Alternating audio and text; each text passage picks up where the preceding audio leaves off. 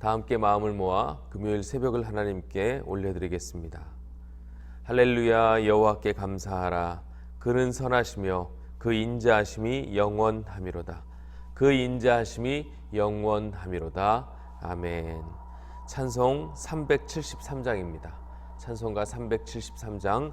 고요한 바다로 저 천국 향할 때 주 내게 순풍 주시니 참 감사합니다. 373장 함께 찬송합니다. 고요한 바다로 저 천국 향할 때 주 내게 순풍 주시니 참 감사합니다. 큰 물결이 일어나 나 쉬지 못하나 이 풍랑으로 인하여 더 빨리 가합니다. 내 걱정 그 근심을 쉬없게 하시고 내 주여 둔 영혼을 곧 밝게 하소서. 이 세상 고락간 주 뜻을 본받고 내 몸이 의지 없을 때 큰 믿음 주소서.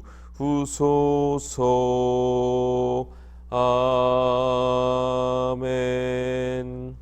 이 시간 한마음 한입술로 기도하겠습니다. 매주 드려지는 금요일 기도의 제목입니다. 소그룹과 우리 평신도 소그룹 지도자들을 위해서 기도합니다. 모든 소그룹이 아름다운 연합과 치유, 위로의 공동체가 되게 하시고 셀에 속한 가정들마다 평안하게 하여 주옵소서. 우리 셀장님들에게는 영적 지도력을, 셀원들에게는 겸손한 마음을 주사 은혜와 능력이 충만한 셀이 되게 하여 주옵소서. 구원의 감격과 기쁨이 넘치는 모든 소그룹과 우리 가정들 되게 해달라고 코로나의 종식과 이번 주 주일 예배를 위해 이 시간 함께 기도하겠습니다. 기도합니다. 하나님 아버지 감사합니다.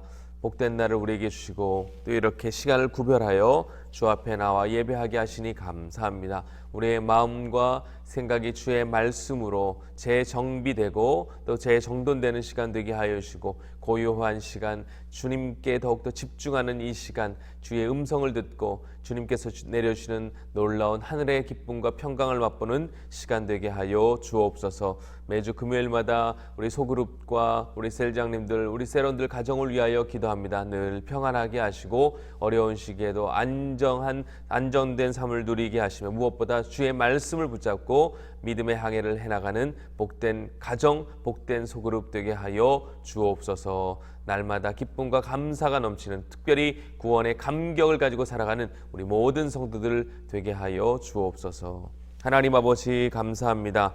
오늘도 귀한 날을 주시고 또 이렇게 시간을 구별하여 주님께 나오게 하시니 감사합니다. 금요일마다 기도하는 많은 기도의 제목들 중 특별히 우리 소그룹을 위하여 기도하는 그 기도의 제목을 우리 주님 아시죠? 가장 좋은 것으로 응답하시고 우리 셀장님들에게는 맑은 영성과 섬김의 지도력을, 우리 셀원들에게는 늘 순종의 마음을 주시고 무엇보다 그 가정이 늘 평안하게 하여 주옵소서. 셀에 속한 모든 가정들이 늘 구원의 감격과 기쁨이 넘치게 하여 주시기를 간절히 원합니다. 모일 때마다 기쁨과 감사가 되게 하여 주시고 위로와 사랑의 공동체 되게 하여 주옵소서. 속히 코로나는 종식되게 하시고 모든 예배가 회복되게 하시며 특별히 이번 주일 거룩한 예배가 하나님께 올려드려지도록 주께서 우리의 마음과 생각을 주장하여 주옵소서. 감사를 드리며 예수님의 이름으로 기도하옵나이다. 아멘. 오늘 우리에게 주시는 하나님 말씀입니다. 고린도전서 15장 50절에서 58절까지의 말씀입니다. 신약성경 284면에 있는 고린도전서 15장 50절에서 58절까지 말씀 제가 봉독해 드리겠습니다. 형제들아, 내가 이것을 말하노니 혈과 육은 하나님 나라를 이어받을 수 없고 또한 썩는 것은 썩지 아니하는 것을 유업으로 받지 못하느니라. 보라, 내가 너희에게 비밀을 말하노니 우리가 다 잠잘 것이 아니요 마지막 나팔의 순식간에 홀연히 다 변화되리니 나팔 소리가 나매 죽은 자들이 썩지 아니할 것으로 다시 살아나고 우리도 변화되리라. 이 썩을 것이 반드시 썩지 아니할 것을 입겠고 이 죽을 것이 죽지 아니함을 입으리로다. 이 썩을 것이 썩지 아니함을 입고 이 죽을 것이 죽지 아니함을 입을 때에는 사망을 삼키고 이기리라고 기록된 말씀이 이루어지리라. 사망아, 너의 승리가 어디 있느냐? 사망아, 내가 쏘는 것이 어디 있느냐? 사망이 쏘는 것은 죄요 죄의 권능은 율법이라. 우리 주 예수 그리스도로 말미암아 우리에게 승리를 주시는 하나님께 감사하노니 그러므로 내 사랑하는 형제들아, 견실하며 흔들리지 말고 항상 주의 일에 더욱 힘쓰는 자들이 되라. 이는 너희 수고가 주 안에서 헛되지 않은 줄 알미라. 아멘. 어제 말씀에 이어 계속해서 주님 다시 오실 그날에 일어날 부활의 모습을 살펴보겠습니다. 첫째는 이미 사망하여 무덤에 묻힌 자들의 부활입니다. 그들은 자다가 일어난다라는 표현을 하고 있습니다. 둘째는 그때까지 살아있는 사람들의 변형입니다. 그들에게는 변화된다는 표현을 사용하고 있습니다. 일어나든 변화되든 그들 몸에 공통점이 하나 있습니다. 썩지 않은 몸, 부패하지 않은 몸이 된다는 것이죠. 53절 말씀입니다. 이 썩을 것이 반드시 썩지 아니할 것을 입겠고 이 죽을 것이 죽지 아니함을 입으리로다. 부활을 일컬어 입는다는 표현을 하고 있습니다. 육체는 영혼에 입혀진 옷이라는 것입니다. 인간 육체는 자연 발생적인 몸이 아닙니다. 마치 옷을 입듯이 하나님이 내 영혼에 입혀주시는 몸인데 부활 시에는 하나님께서 새로운 몸을 다시금 덧입혀 주시겠다는 것입니다. 우리는 부활에 대한 강한 소망을 가져야 합니다. 부활은 막연한 사건이 아닙니다. 정확히 예고된 사건입니다. 세상 종말과 재림을 알리는 천사들의 나팔 소리가 울릴 때 하늘이 변하고 땅이 진동하기 시작합니다. 별들이 떨어지고 태양빛이 변합니다. 무덤이 열리고 죽었던 사람들이 사방에서 일어납니다. 살아있는 사람들의 몸이 새로운 몸으로 변화되기 시작합니다. 새하늘과 새 땅이 열리게 된다는 것입니다. 얼마나 경이로운 사건입니까? 이런 일이 실제 우리 앞에 다가온다는 것이죠. 바로 이러한 부활의 비전을 가지고 살아가는 것, 성도들이라는 것입니다. 남북 통일의 비전, 정치 안정, 모든 사람이 잘 사는 경제 안정의 비전은 영원히 주님 오시는 그날까지 성취되지 않을 수 있습니다. 그러나 부활의 비전만큼은 하나님께서 정하신 날 그 아무도 모르는 그날에 도둑처럼 임한다고 성경은 약속합니다. 하나님이 약속하셨습니다. 그렇기에 우리는 확실한 부활의 소망을 가지고 이 땅에서 살아가야 한다는 것이죠. 사실 부활은 이처럼 개인에게도 영광스러운 일이지만 온 인류에게 영광스럽고 복된 승리의 소식이라는 것입니다. 그동안 인간이 성취했던 모든 승리를 합친 것보다 더 큰 승리가 바로 부활의 소식, 부활의 승리라는 것입니다. 왜 그렇습니까? 바로 사망을 이긴 승리이기 때문입니다. 54절에서 57절은 이렇게 말하죠. 이 썩을 것이 썩지 아니함을 입고 이 죽을 것이 죽지 아니함을 입을 때에는 사망을 삼키고 이기리라고 기록된 말씀이 이루어지리라. 사망아, 너의 이기는 것이 어디 있느냐? 사망아, 내가 쏘는 것이 어디 있느냐? 사망이 쏘는 것은 죄요 죄의 권능은 율법이라. 우리 주 예수 그리스도로 말미암아 우리에게 이김을 주시는 하나님께 감사하노니. 아멘. 오늘 말씀은 부활을 일컬어 사망을 삼키고 이기는 것이라고 표현하고 있습니다. 승리가 사망을 삼켜버렸다. 정말 놀라운 소식입니다.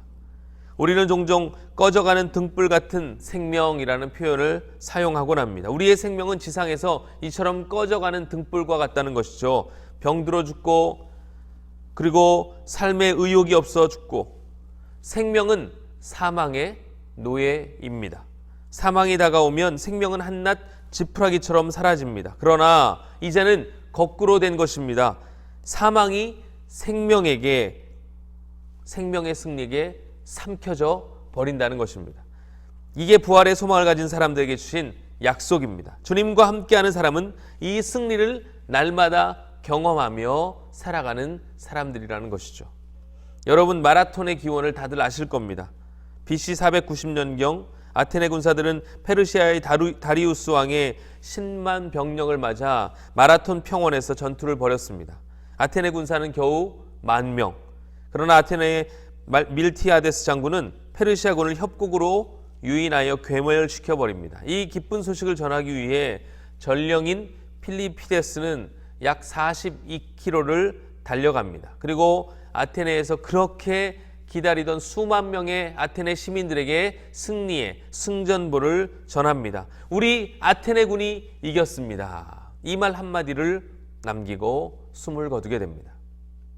이게 바로 마라톤의 기원이라고 우리는 잘 알고 있습니다. 필리피데스가 목숨을 버리면서 전했던 그 승리의 소식, 그런 소식과는 비교할 수 없는 더 큰 승리의 소식이 바로 우리에게 있습니다. 사망을 이겼다는 소식입니다. 예수 그리스도의 부활로 인하여 사망이 더 이상 권세자로 노릇하지 못하도록 하나님께서 우리에게 사망을 이긴 승리의 소식을 허락해 주신 것입니다. 그렇기 때문에 우리에게는 이런 확신과 승리의 감격이 날마다 있어야 한다는 것이죠. 그렇게 사도 바울은 승리자에게 필요한 삶의 자세에 대해서 58절 마지막에 결론적으로 이렇게 말씀합니다. 그러므로 내 사랑하는 형제들아, 견실하며 흔들리지 말고 항상 주의 일에 더욱 힘쓰는 자들이 되라. 이는 너희 수고가 주 안에서 헛되지 않은 줄 알미라. 아멘. 첫째로 견실하며 흔들리지 말 것을 말씀합니다. 죽음을 이긴 승리가 우리에게 있기에 그 무엇도 우리의 삶을 흔들 수 없다는 것이죠. 주 안에서 가장 안정된 삶이 보장되어 있습니다. 코로나가 왜 사람들에게 근심을 주고 염려거리가 됩니까? 결국 사망의 공포가 짓누르기 때문입니다. 그러나 안심하십시오. 코로나가 아무리 우리를 위협해도 우리에게 결코 빼앗아 갈 수 없는 것은 바로 이런 승리의 약속입니다. 여러분과 저는 이미 사망을 이긴 승리자로 주 앞에 서 있는 줄 믿습니다. 이 믿음이 있기에 우리는 이러한 상황에서도 늘 담대할 수 있다는 것입니다. 둘째로 주의 일에 더욱 힘쓰는 자들이 되라고 말씀합니다. 요즘 보면 애나 어른이나 할 일이 얼마나 많은지 몰라요. 그러나 그 모든 일보다 먼저 해야 할 것은 바로 주의 일입니다. 주의 일이라고 해서 다 교회에 와서 살라는 이야기는 아닙니다. 내가 하고 있는 모든 일들을 주를 위해서 사용하라는 것이죠. 주님을 위해 헌신된 삶을 살아야 한다는 것입니다. 그러려면 삶의 목표와 방향을 바꾸어야 합니다. 이전에는 나의 행복을 위해 수고했다면 이제는 하나님이 기뻐하시는 일을 위해 수고해야 합니다. 오늘날 성도가 왜 세상에서 힘을 발하지 못합니까? 세상 사람들과 똑같이 돈 벌고 명예 얻어 자기를 위해 삶을 살아가기 때문입니다. 예수님을 위해 살아보세요. 예수님의 가치가 나의 가치가 되고 예수님의 방식이 나의 삶의 방식이 되게 해보세요. 그러면 세상도 성도들을 인정할 것입니다. 세상이 주는 복과 차원이 다른 그 복을 그들이 우리를 통해 보게 될 것입니다. 그것은 사망을 이긴 승리자로서의 권세입니다. 이 권세를 가진 자가 뭐가 두려워서 세상과 타협하며 살아갑니까? 뭐가 아쉬워서 세상의 비위를 맞추며 살아가야 합니까? 우리는 이미 주 안에서 하나님 품 안에서 새로운 삶을 시작한 사람들입니다. 현재의 삶의 안위를 위해 살지 말고 더 거룩하고 높은 뜻을 가슴에 품고 살아가시는 저와 여러분 모두가 되시기를 바랍니다. 주님께서 나를 위해 무엇을 해주시면 좋을까를 위해 기도하지 마시고 내가 주님을 위해 무엇을 하면 좋을까를 위해 기도해 보십시오. 그럴 때 우리 주님께서 나를 통해 새로운 일들을 시작하실 것입니다. 그 거룩한 일에 존귀하게 쓰임받는 우리 교회 우리 모든 성도들 되시기를 축복합니다. 부활의 소망을 가진 자로서 늘 견실하며 흔들리지 않고 항상 주의 일에 더욱 힘쓰는 우리 모든 서울중앙교회 성도들과 가정들 되시기를 주님의 이름으로 축복합니다. 기도하겠습니다. 놀라운 승리를 주신 주님을 찬송합니다. 사망 권세를 이긴 이 승리가 우리에게도 보장되어 있음에 감사합니다. 이 권세 있는 자로 담대하게 살아가는 우리 모두가 되게 하여 주옵소서. 주 안에서 늘 견실하며 흔들리지 않는 인생 되게 하시고 모든 것이 주님께로부터 왔으니 우리에게 있는 모든 것을 다해 주의 일에 더욱 힘쓰는 자들 되게 하여 주옵소서.